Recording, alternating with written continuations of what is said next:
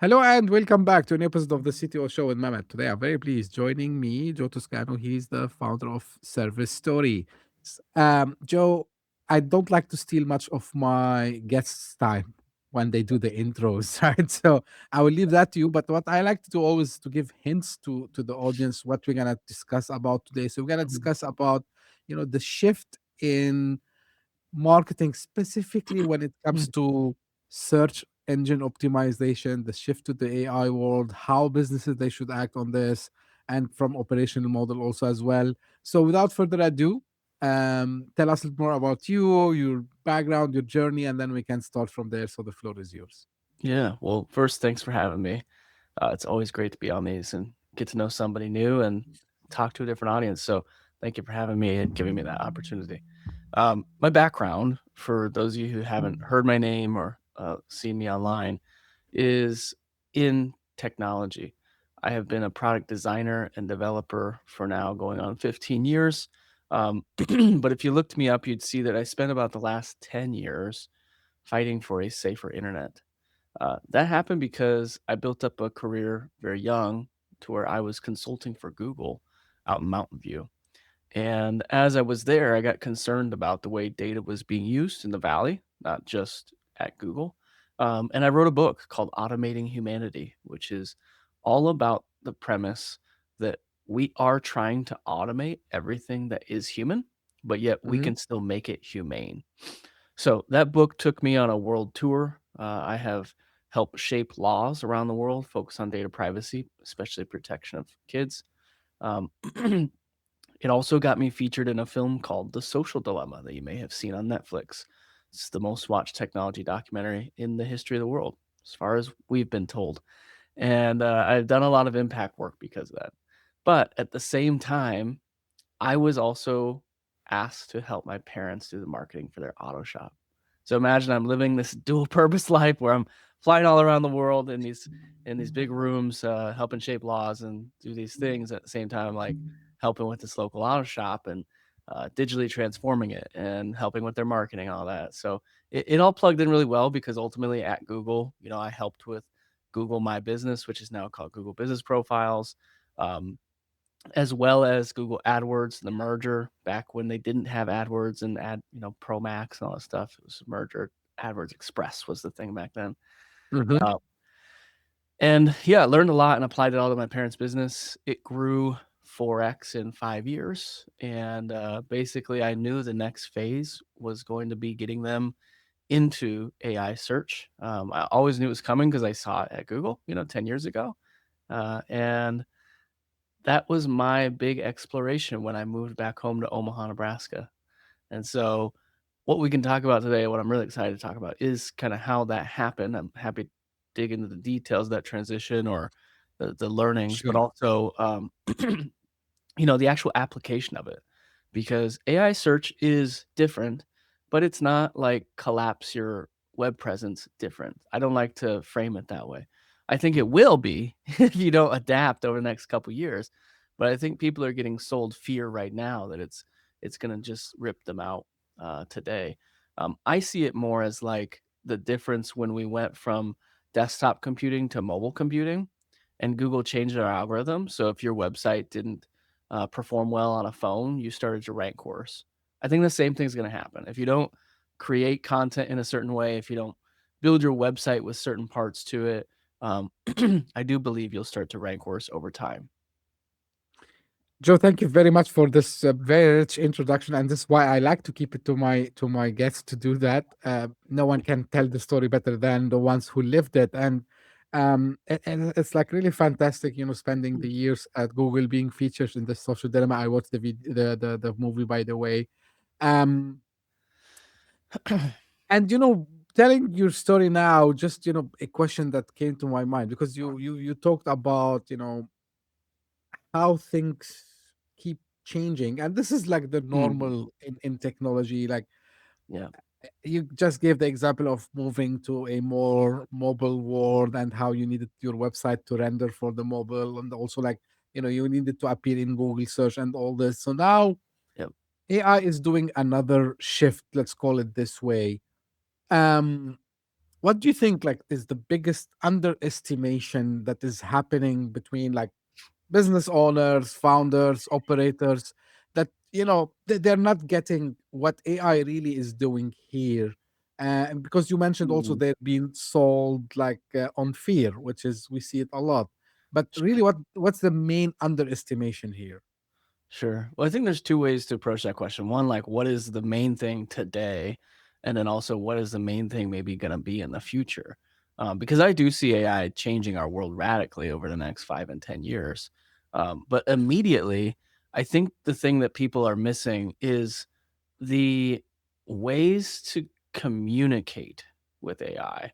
And that sounds really like we're talking to aliens, but the fact of the matter is, you've always built your website or whatever you're working on to speak to Google's search bots, right? And now we're having a different conversation with AI. And it's similar in the early days, right? Like the technology is not so far different that it's like a radical advancement. But one thing that I'm seeing and that people can go look up is the sense of a query fan out, right? So this is a new thing with AI where if you put in auto repair near me, it's pretty obvious what you want, right? And so Google can go find those keywords or things very close much easier. I consider that era of Google search and SEO like spear phishing, right? You're shooting like a straight shot, you're trying to target for these explicit keywords. Today, someone's picking up their phone and having a conversation with AI. They're going, I just ran into the curb because I slipped on ice. My truck hit the curb and now my wheel's bent. Like, what does this mean? What do I need to do? Click, ask AI, right? Like that's what they're doing. And so Google and ChatGPT and Claude, they're then going to take that, paragraph worth of text and they're going to try to think of 5 or 10 or maybe 20 different queries that could properly feed into that and feed them the right information. So it's kind of, it's a transform from the big paragraph human text to, these query sorts, and then they're going to go look through that, and instead of you being the one result for the one specific keyword or phrase, now maybe you want to be in 5 or 10 different phrases, right? And you want to be actually like number 1 on this one and number 2 on that one and number 3 on that one, because if you're number 8 on this and number 6 on that, number 1 on this, maybe someone else is higher up. So it's a different playing field. I think the playing field is a lot bigger now. um, that was something I learned when I was programming chatbots back in the day, teaching it the difference, like, what does HI mean? Is that hi, hello, or is that HI like Mm, Hawaii abbreviation, right? Like, it's so basic, but you're like, right. that's what we had to teach bots 10 years ago. And so it's the same thing now. The playing field is much bigger, I believe, and so there's a lot of opportunity to grab land while it's still early. Just like the early days of SEO, right? You could literally put up a blog post for any specific keywords, and you would just skyrocket to the top because no one else did anything like that, right? I think it's Right. the same days today. Joe, I'm gonna ask you something which it's a follow-up question which I didn't prepare. It's related to the question I wanted to ask, but I'm gonna reframe it in a different way. Yeah, Now, to your point, and this is something even myself I experience it, like a yeah, lot of my guests, they said they experience it.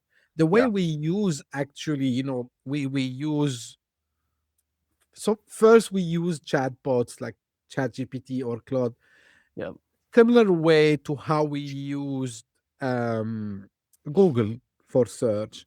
And mhm, then we figured out that there's this prompt engineering thing, and you just like put things all out there.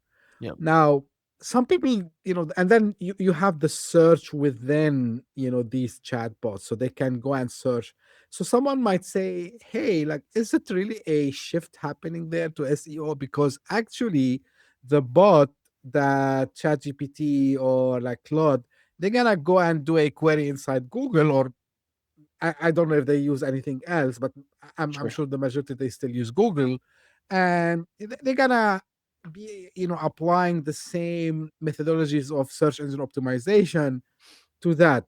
Do you agree on this or no? Like the way these AI search is completely different than the way you do a search in a search engine like Google. Mm, mm, mm. And the reason I'm asking you this, like how much this will affect the visibility, because you mentioned like it's a spear Mm, phishing, like it's you yeah, you you just tried, I need a, you know, I don't know, like Indian cuisine restaurant nearby me.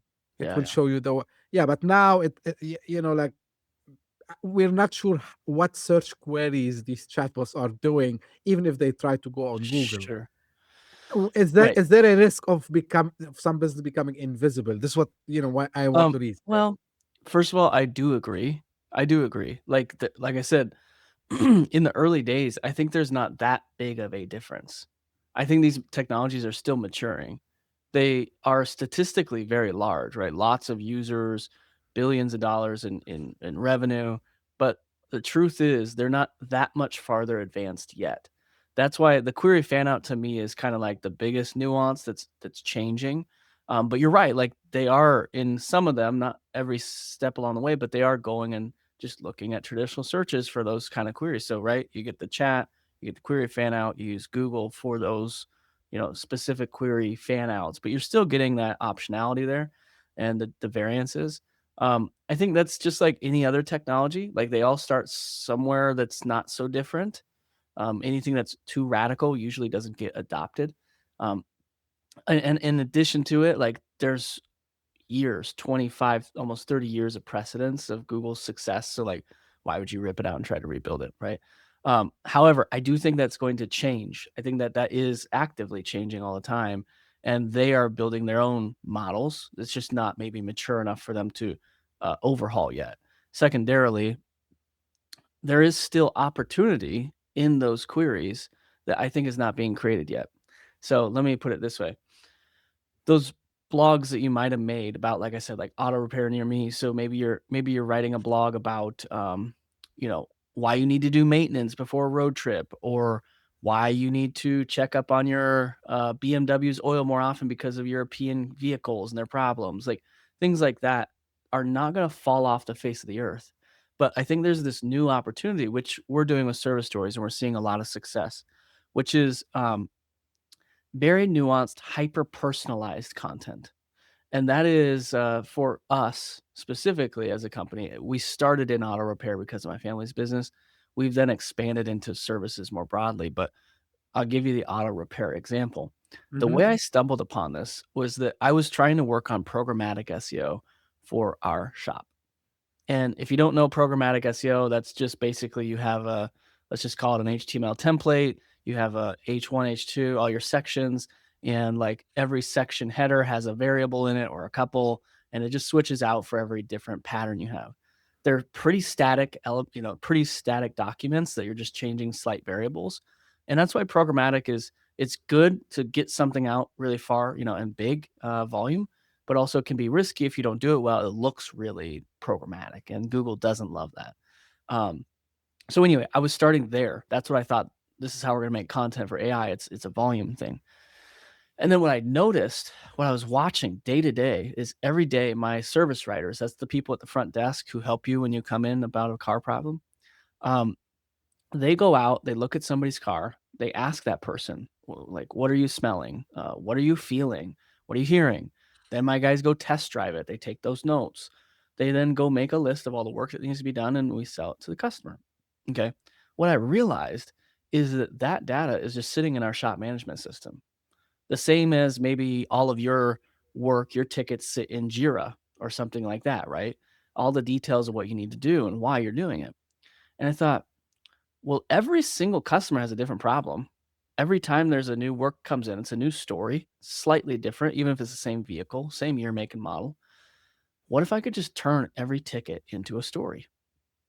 And that's how we created service stories. That's the pattern. But imagine that we're now doing programmatic, but it's not programmed, right? It's programmatic in the sense we're getting large volume, we're getting different keywords, we're getting all these different conversations. Literally, I have customer conversations and notes in there, right? So whereas traditional SEO, I'm fully guessing. I'm looking at Ahrefs, I'm looking at SEMrush, trying to guess keywords, look at trends, all that, and then make content. Maybe I'm looking at Google Search Console, whatever it is, to see what's working for us. With our pattern, we don't have to guess. The customer came in, they said this, they had that problem. And I know from years of working that if they have that problem, 100 other people have the same or very similar problem.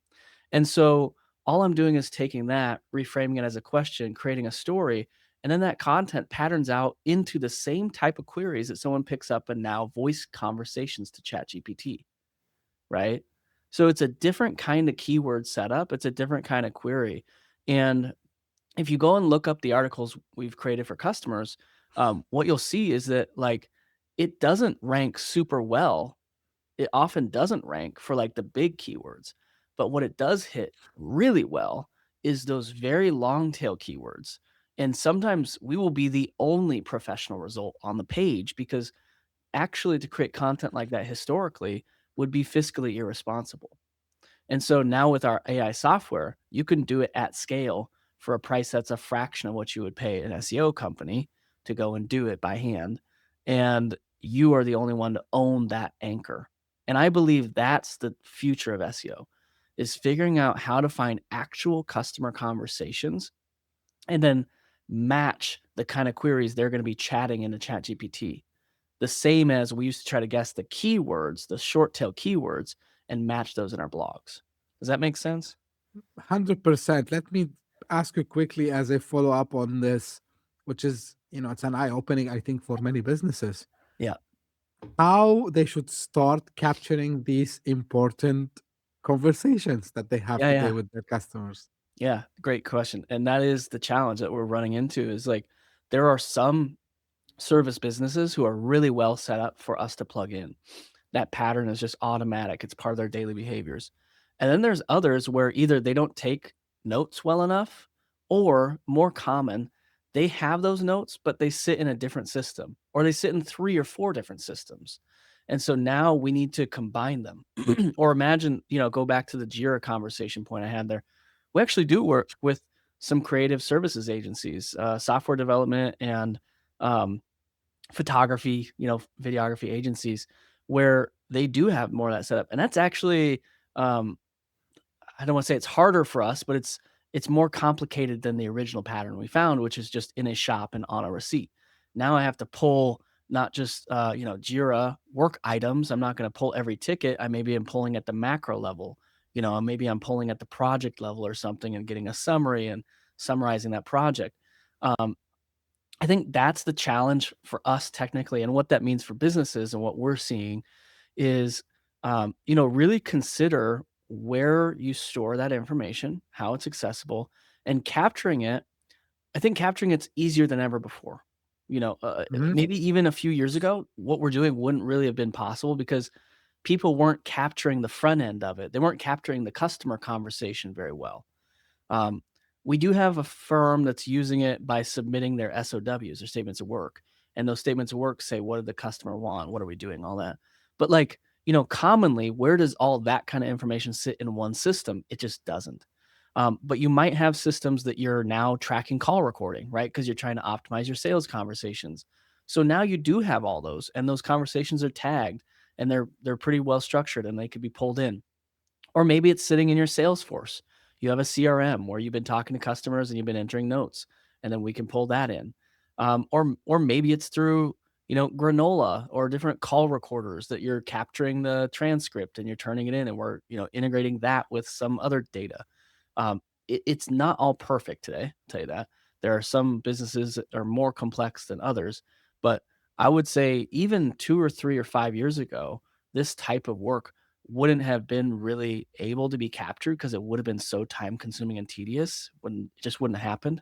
And then secondarily, uh, there wasn't a need. We didn't have AI search as big or as wide as it is. And so I think we're just hitting a really interesting timing where those two factors combine.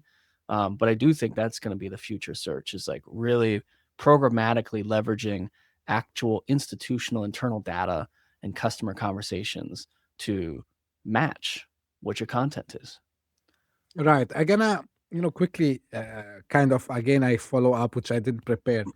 So, why, still relying on SEO while if I have all this, Mhm. why as a business I don't kind of you know, um, have my own chatbot, which is trained only on my own data. So Yep. this will be seen as, like truly, authentic. And the reason I'm asking you this, Yeah. Joe, because when people are discussing what's happening in AI today, the biggest fear, and you've been in Silicon Valley, of course, before, and Yeah. like everyone talks about it. Yeah. People are seeing like you are more and more concentrating power in platform which are already large. So you're putting all your eggs in one basket, Yeah. Yeah. and you're relying on like kind of a single way to get noticed and Yeah. all this. So how businesses can do this kind of I would say balance between these two school of thoughts. Maybe let's talk about that for a second. So are you asking like businesses committing to Claude 100% or to Yeah. OpenAI 100%? Like, yeah. Versus what? Like versus using a tool like what we've built, or what do you mean? Or Yes. yeah. Yes. Exactly. Um, I it's always a risk when you concentrate yourself on one platform, but you could say the same about Google or, Right. Microsoft Office, all of those, it's all concentrated. Um, perhaps you could argue that these tools are more concentrated.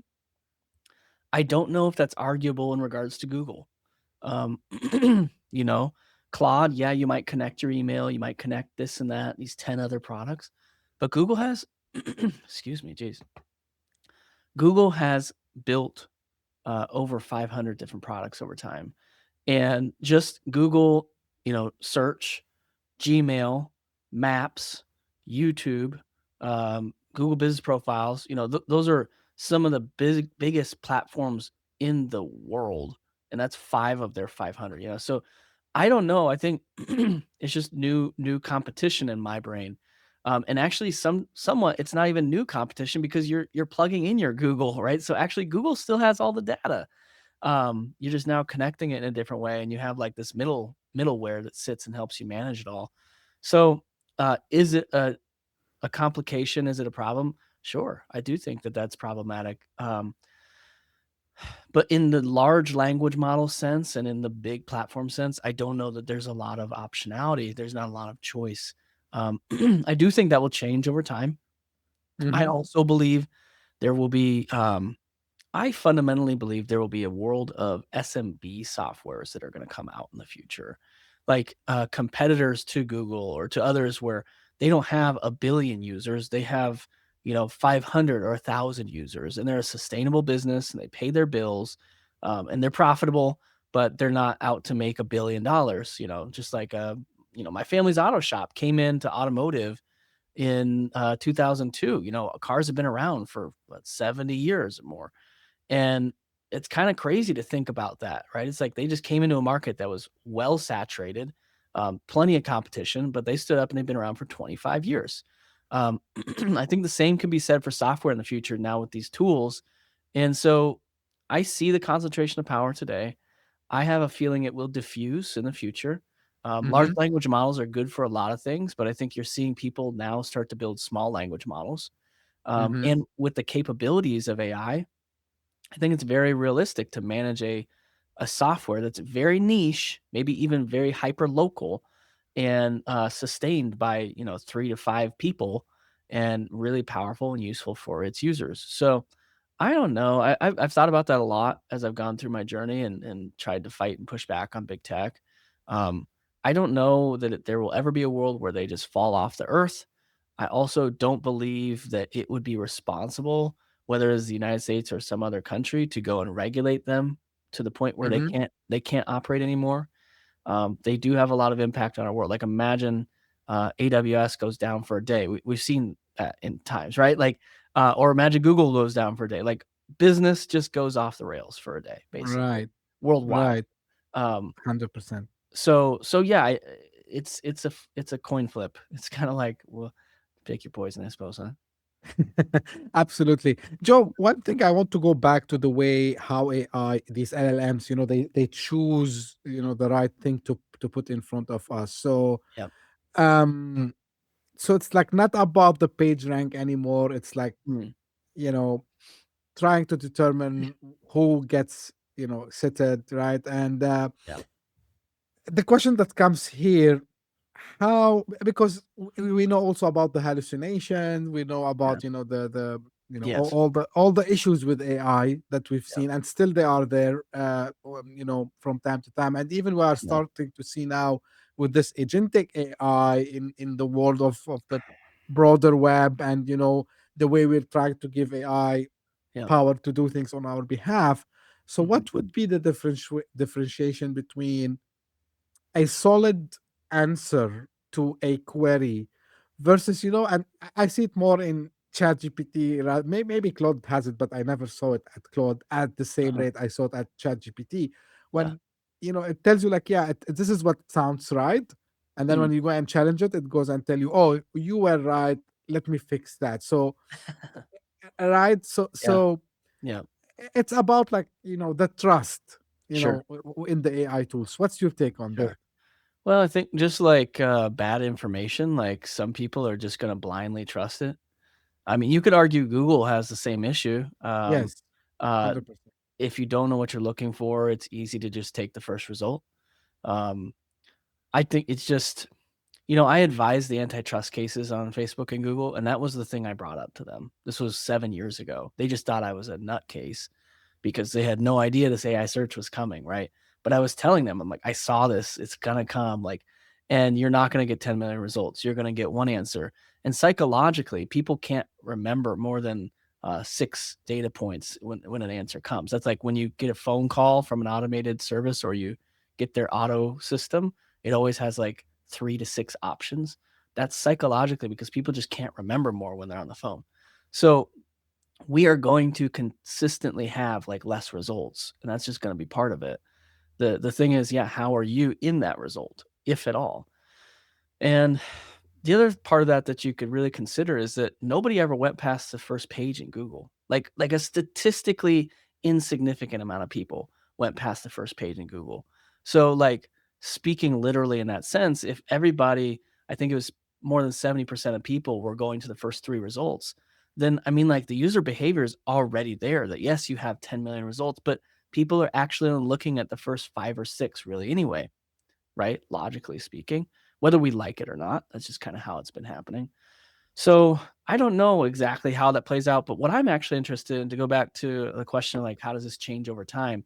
I think when I look 5 and 10 years in the future, agentic web today is mostly a bunch of technology people talking to each other and saying, "Yeah, I'm going to use a bot to have my work done for me." Right? Like my mom and dad aren't using it. A lot of people down the street from me aren't using it. And it's not because they can't; it's because they just don't care or they don't know about it yet. It's not aware in the public yet of exactly everything we see day to day. Where I see this going though is agentic web is starting literally in a web browser. Some of us are voice chatting right now. Google Search just released globally Google Search Live. I don't know if you saw that or not, but now you can take a phone, you can stand it up and let the video watch you do things, and you can ask it while you're working. Like I could be under the sink working on a plumbing issue and say, okay, what is this thing? And it's pointed up and it's talking to me, right? We now have a multimodal search and an AI Mhm, that can almost act like a human assistant, but has no legs. It's still from my phone. Where I see this going over time, though, is at some point we will likely have humanoid robots in the house. I already see it like in China. I see it all over in hotels. There's bots everywhere, robots mhm, carrying things or food or whatever it is. This is the early days. The next phase of that too, we already know that there are appliances in the home that are already using AI to recognize when there's a problem with it. Like my microwave can, not mine literally, but there are microwaves, there are fridges that can now self-diagnose, right? I imagine mhm. a world where those things are just connected to the internet, and I have a checkbox where I can say, "Hey, when you have a problem, call a technician for me." Right? And so now you have your fridge that's connected to the internet, knows there's a problem, and says, "Okay, I need to call a doctor for myself," basically, right? Well, Right. that's where I think agentic AI comes in full force. Now we have bots talking to bots, and it's not just like an AI chatbot from my browser. It's literally like my fridge that's calling an appliance repair person, or it's searching the web and trying to find that. So I think there's going to be a huge shift, and this is where also like the stuff we're doing, service stories, I think comes in is um, those the fridges, the microwaves, the cars, whatever that have problems, I would assume they're not going to be looking for human style search queries. They're going to know what the problem is. They're going to be looking for someone who's already done that type of work and an example of that work being done really well. And then they're going to pick the person based on the actual results because they're a bot and they're built to optimize. They don't care about the beautiful pictures on your websites or the video about your company history and all that. They're logic creatures. They want math, they want precision, they want optimization. They just want to know you've already done this job. You've done it 10 different ways to 5 different types of vehicles, and you've been successful. And it looks like you could apply that to me. So I believe you. I'm going to book an appointment, and it's all automated end to end. That's where I see agentic web going. And it might be a while out before we really get there. But somewhere between there and now, we're going to start to see all of it being built. And that's where I think the future search really starts to change.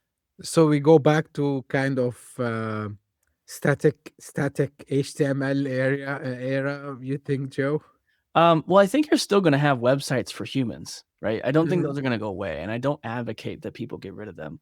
But what we are doing at Service Stories is we are helping build AI optimized websites also. Mhm. So I imagine a world where you have www for the people and you have .ai or .md for the bots.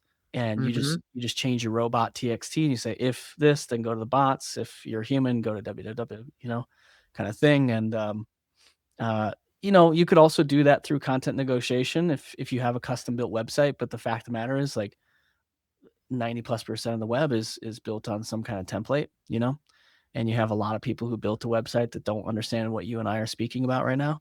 And so you got to make it easier for them. So I don't see people just like throwing away their website that they invested $30,000 in and flipping to a new one. Like I think there's going to be band-aids basically, to fix problems until we have like a big wave of evolution.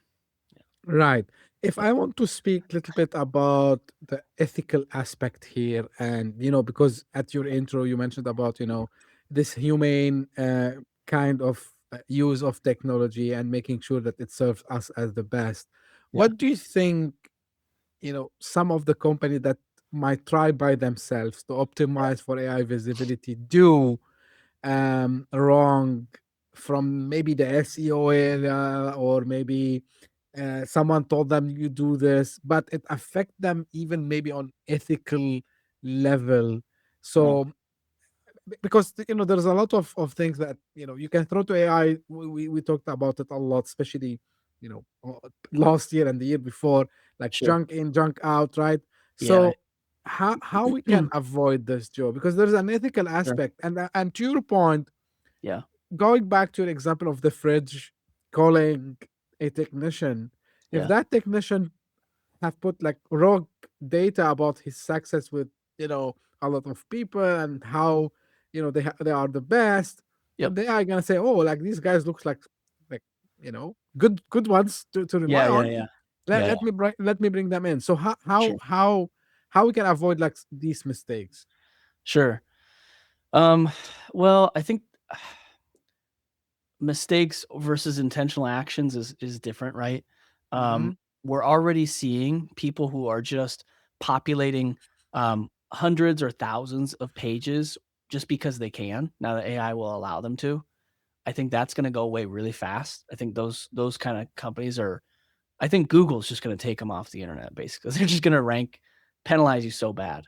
You might have got away with it for a few months, but the algorithms are changing fast. There's one big update December, one that I'm just now reading about. Just recently happened. Also, um, it's an initiative. YouTube CEO was out in January speaking about AI slop is their biggest focus this year. So I think AI slop is going to get cut out over time, and how that happens, I think, is more a question. A few things that are happening that are causing problems is, poisoning of like LLMs, Mm-hmm. intentionally sending in factually incorrect information or manipulating maybe competitors because you're sending out content about them that is factually incorrect. Those things, I think, that's an ethical lens at this point. There's no probably great way to protect against that automatically, through a big scan system. There's also prompt injecting that you're seeing where people are putting in malicious code or malicious prompts. It's not even code, right? It's like, and that's what kind of Right. makes it more dangerous than anything is you don't even have to know how to program now to make malicious prompts. You just speak plain English and make it do its thing. That's why like I don't do the whole agentic, Claude bot, any of that. I have not probed that. I have not plugged that into any of my services because I just don't feel like we're ready yet. I think it's too early. If you have it on an isolated machine and a full setup, hey, good for you. You're in a good testing environment. But like ultimately, we're at the phase where criminals don't even need to get me to do anything. They can just send me an email, and because I have auto scan on my email, my email is going to read it. It's going to do the action before I ever open the email. That's crazy to me. And so there's some of that also happening in search, right, where you're getting malicious prompts into the search results that are then triggering other things. And that's another one where I think that will get cleaned up faster because I think those are a little more obvious than like if I'm speaking bad about a competitor or something is kind of hard. The big scale of volume of stuff is for sure easily to flag, just pattern wise and everything.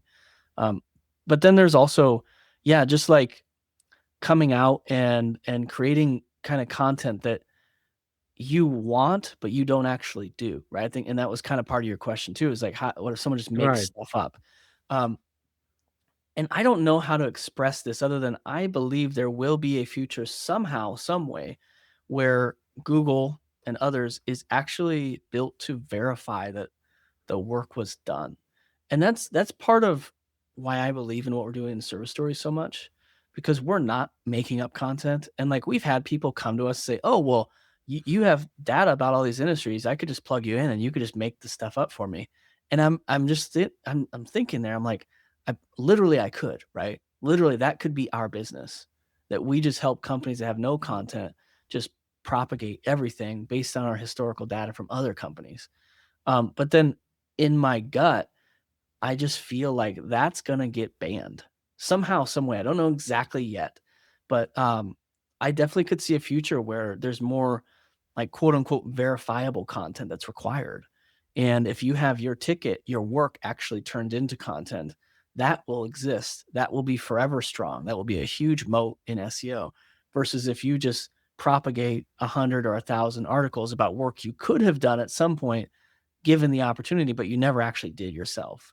Um, and so I think the combination of that will be, yes, like some kind of verifiable content. Secondarily, Google, ChatGPT, Claude, they're not dumb. Anthropic, they're not dumb.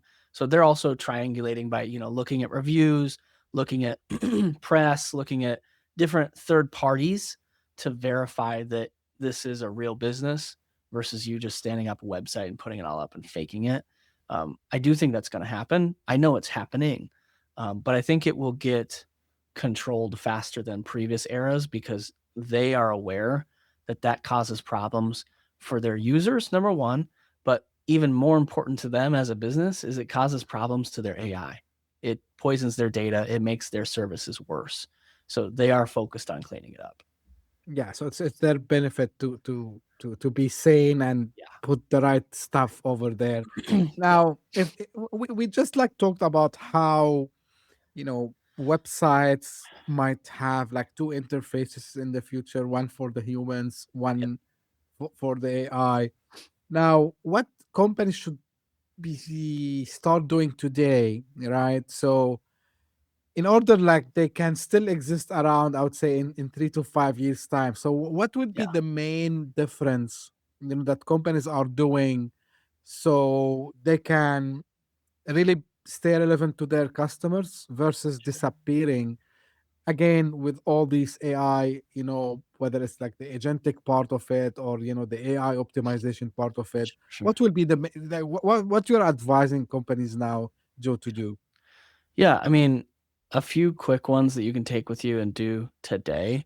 If you're not already using some kind of schema markup on your website, start to do that, prepare it for that. I think that that is more important than ever. I put it this way, I actually wrote a Forbes piece about it. Um, and it's part of the work we're doing, like I said. So I'm analyzing the performance of it a lot. Um, if your website is not properly structured, I can tell you from looking at a lot of websites that the average homepage costs ChatGPT, Google, whoever's crawling it, anywhere from 60,000 to 200,000 tokens, right? Because we have a bunch of JavaScript load, we have a bunch of navigation the bots don't need, videos, all that kind of stuff, right? If you built an optimized version of it, which we're working on, you're looking at like 2,000 to 10,000 tokens. Okay. Now, this is early days, so we don't have all the numbers to validate the performance yet. But imagine if you were buying a part for your car, okay, and you had an option that you were looking at on the catalog, and one option was the part you need, and it cost you $100. The next to it was another part. It was the exact same part, maybe even a little bit higher quality, and it only cost you $10. What one are you going to buy? You know, what are you going to buy? As a business owner, you're going to buy the cheaper part, right? This is Right. actually this is the feeling I had in China. This is a side note. When I went to China, everything was 60 to 90% cheaper than the United States, and a lot of it was higher quality. I was like, oh, this is what happens when you buy it where it's made. But anyway, I think that's a big thing too that people haven't considered yet and hasn't really taken hasn't gotten traction yet because it's very early. But I think that's what's going to happen. Like I said, optimize for AI, the same as when we had to optimize for mobile. What does it mean to optimize for AI? I think making your site ready and readable, um, making it so that you have all the details of your work, not just like big keyword phrases. Um, Making sure that you are staying active, right? Recency. Imagine you're having a conversation with people. We have all done business outside of the city we live in. And how hard is it to keep in touch with those people, right? Hmm. It's even hard with the people that are in our city to keep in True. touch. Well, imagine your job is now to have a consistent conversation with Google. So, how do you keep in touch? Recency is important. Recency means more blog posts, that means more reviews on your Google business page. That means social media posts because Facebook and Instagram are now indexable. All those kind of things that you need to keep updated. So, like 3 points I would leave with is make sure you have markup for your website. It's maybe not as important today as it will be in the future, but it is important. And those who do are seeing results. Um, Make sure that you have the type of content that AI is looking for, which is different, although it's new. It is different, and make sure that you have a persistent volume. Even if you're just doing one a week, like that's better than a lot of people. But um, I think more volume to an extent is better. You don't want to just go nuts and throw everything at it because then you'll probably get penalized. But like, I think if you can get 2 or 3 a week, and maybe you can grow over time, especially in high volume businesses, you could do like daily kind of stuff. I do think that will get rewarded at the end of the day when it comes to AI. So Great. I'm introducing something new to the podcast. I never done this before, which is the rapid fire in just 3 questions. sure. Joe, like Yeah. quick answers. So, and it's kind of it's gonna be a wrapping for the episode. Okay. And like this is what I was able to put in my head. So, SEO dead or evolving? Evolving. Okay. And trying to remember what we talked about. Yeah. So, content versus data, which one wins?